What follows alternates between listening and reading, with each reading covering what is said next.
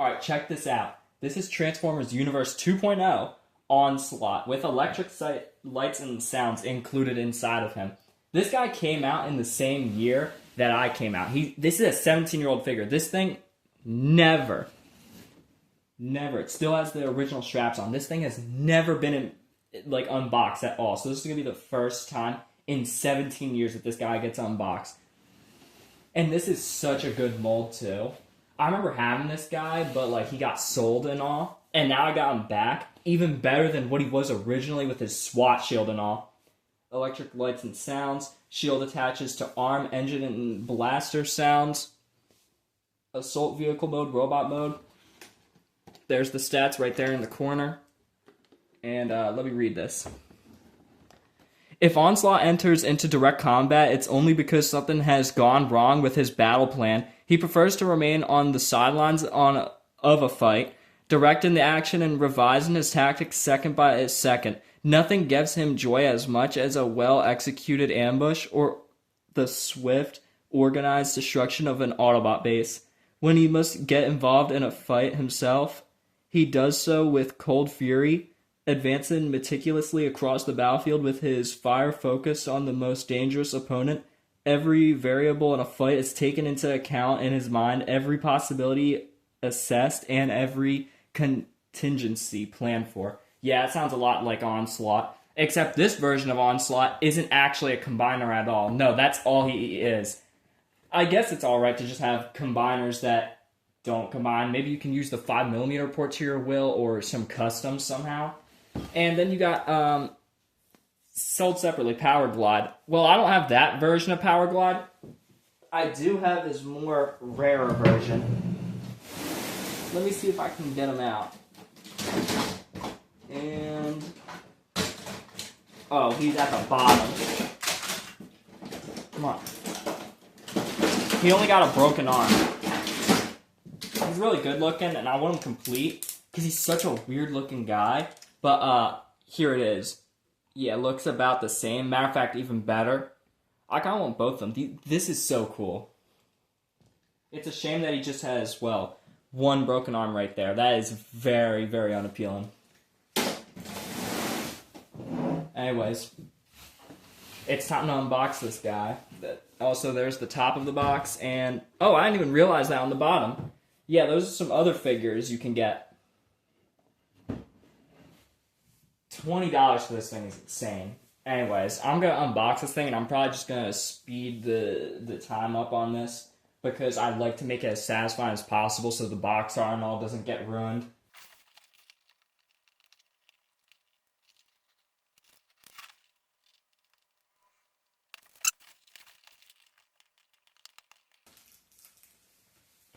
Okay, now he should be able to get out the box. Come on.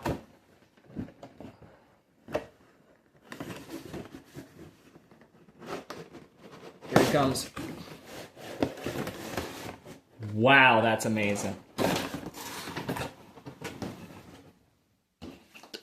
These are the instructions. So luckily I know already how to transform this guy. What does it even look like, actually? Oh, that's what the old instructions look like? Not really much going on aside from those purple highlights. Anyways. That's the entire box. And this is the inside. That looks way better than the legacy backgrounds. I think I'm just going to keep this entire, red looking thing just on standby, because that is so amazing. Now I gotta get him out of this stuff. I don't even know where to start from.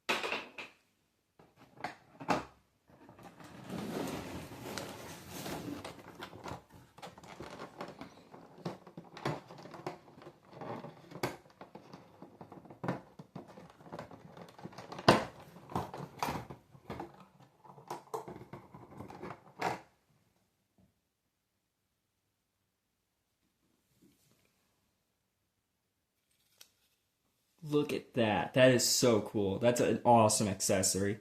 But no 5mm port. I don't know how that's gonna really work. This thing demolished the scissors. Oh my god. Completely broken. 2 pieces. 2 whole pieces. Come on, come on. I actually hate this at this point.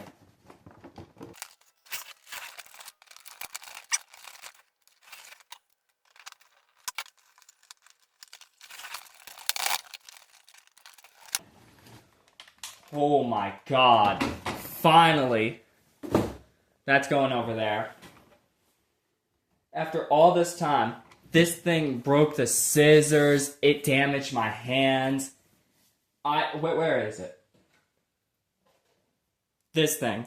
I hope Transformers and Hasbro never, ever uses this. There's no reason that your scissors should break from your own grip because you can't make a single cut on this thing.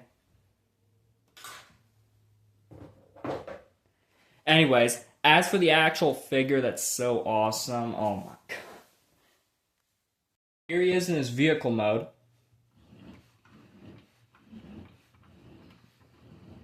I really, really love this thing. It looks so, so tough. And about those lights and sounds, I don't know why he does it once. Hold on a second. So, let me compare him with like one of the few things I can compare him to because there's not many bulky figures in my collection like this. Hardhead. I mean, he's not complete, but what's odd is that he does it longer and simultaneously, continuously. However, just once. And there is something that my hardhead can't do because it either is like broken and needs repairing or it needs like a new barrel, something like that. And that would be that. I love this thing. This thing has so many cool gimmicks and all. And basically what that is if you move this wheel, it like activates a gear or something that does that.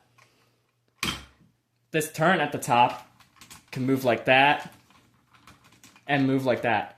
I mean, maybe it's because mine is missing the barrels, but it's supposed to do a 360. At least my hardhead can. Maybe it's broken. I don't know. But I think that's probably all the articulation you need. It doesn't really matter. And also, if you have something like a Battle Master, you can store him. Come on. Oh, whatever. But the head is located right under here, and you can only have like a Headmaster or a Battle Master from Siege or something just sticking out. Maybe a Micromaster. I really like these landmine removing treads, which are pretty much a lot like the '07 movie Bone Crusher. How he had them things, but except in that movie they actually had to like modify it and all. That's not really what it looked like in real life. This color scheme with the green going on is so cool. Green's my favorite color. And right here it says Monzo 12782. I'm pretty sure Monzo is Weird Wolf's headmaster, but according to the TF Wiki, that is actually the username of a fan that worked for Hasbro. Just a cool little Easter egg, I guess. I don't really know what it's supposed to mean. I don't remember if he actually worked on this figure. I think he did. Not sure. But anyways, with this shield, you can actually apply it to the turret. Like that. And there's how it looks on that side. If you flip this up, I think that's the only thing you get out of it. You can now activate that again. The underside looks really, really clean compared to Hardhead. Honestly, I prefer this over Hardhead. Hardhead just feels way more cheaper. It should be the other way around, but surprisingly it isn't.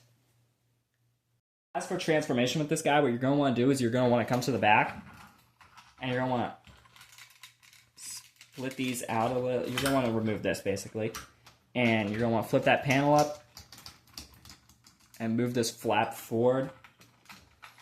Now what you're going to want to do is you're going to want to bring the legs out like this. It's a really simple, satisfying transformation. The plastic is really like durable and all that old-timey plastic that's like, it feels indestructible. But don't try to destroy it. It will break. Anyways, now with these parts, these are going to become the legs. So what you're going to want to do now is you're going to want to move these gray cage-looking things. I really don't know what they are. And you're going to plug them into these little holes right there. Right here, you're going to want to rotate it like that. Fold it in like that. And then right there, you got the leg. And then you're going to want to duplicate it on the other side the same way.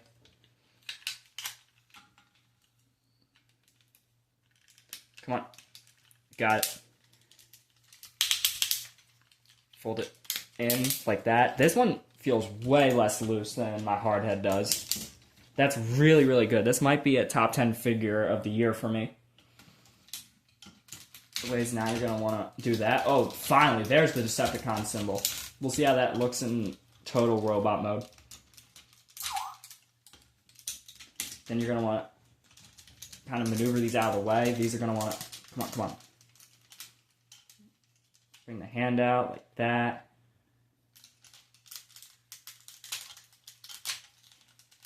You're going to want to position the arm like that. Now this other side, same thing. Bring this out. Fold that and fold the hands like that. And now what you're going to want to do with the chest, you're going to want to plug it right there. Bring this down a little bit, I guess. And, come on. This thing's stern. Come on.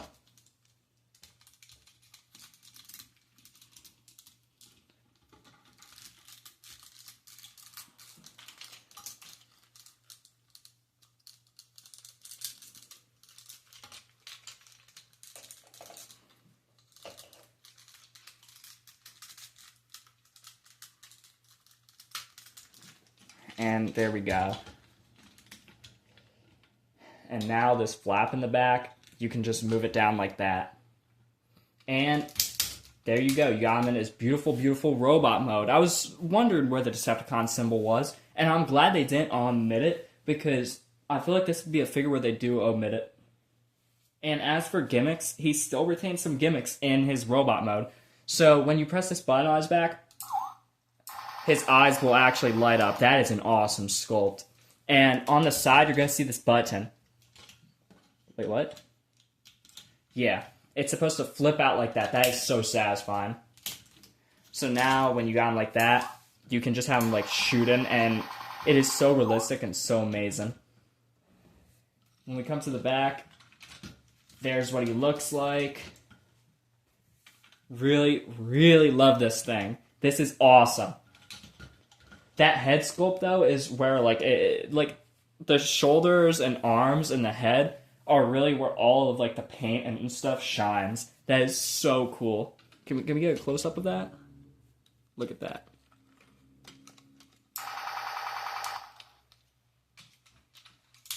Now, as for articulation, he does have a decent range of articulation, but how do I put it?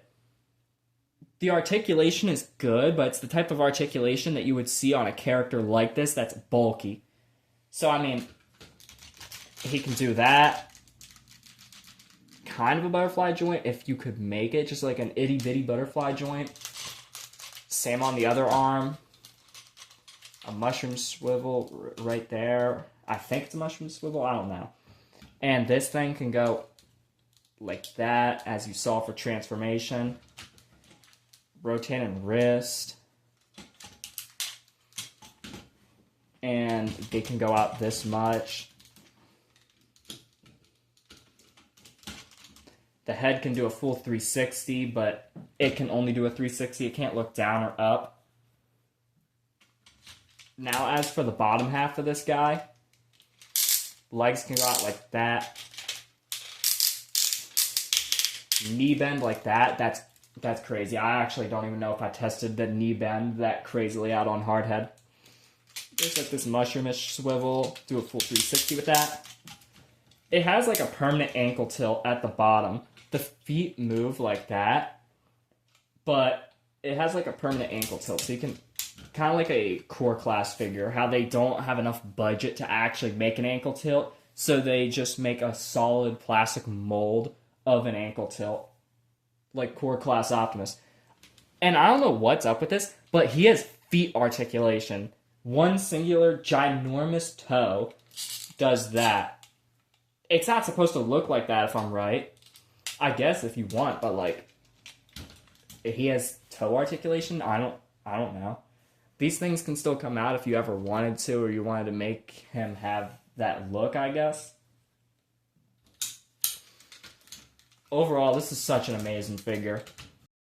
I also just now found out that, on my own, that these two transformation pegs right here are actually 5mm port compatible. This isn't a good example, but it's an example to show that it at least works. I mean, you could put like a missile or something up there and have it like coming out of his arms and all. I didn't even ever know that until now.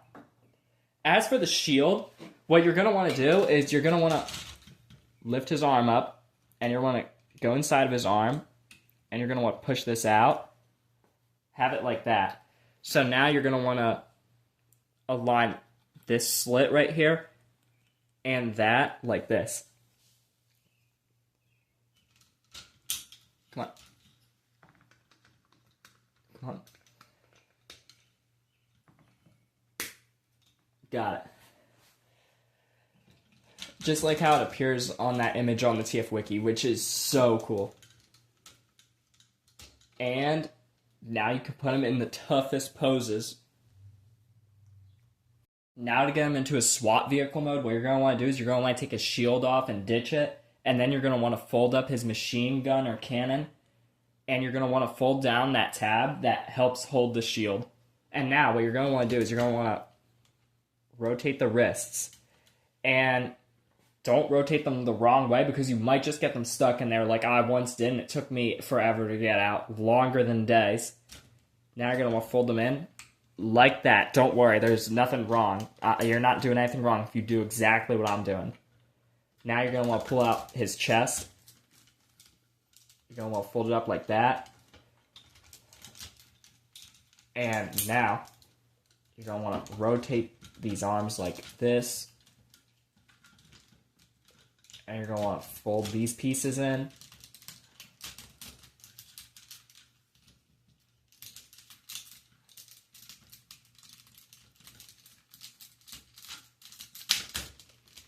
And you're going to want to connect them together.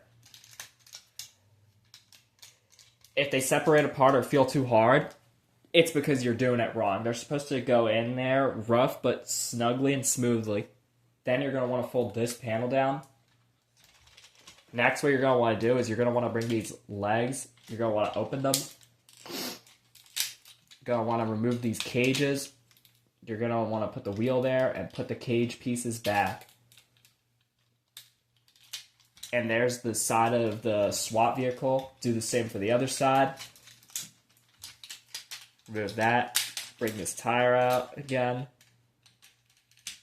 Come on. Plug that in right there.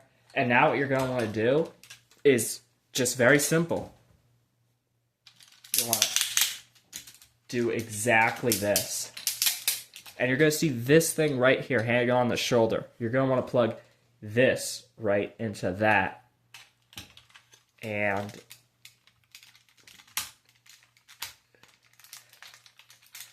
just like that. Same on this side. Whoops.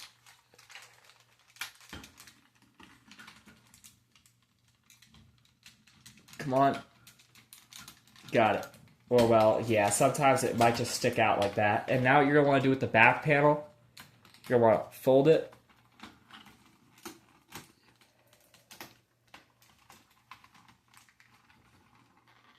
Open these pieces a little.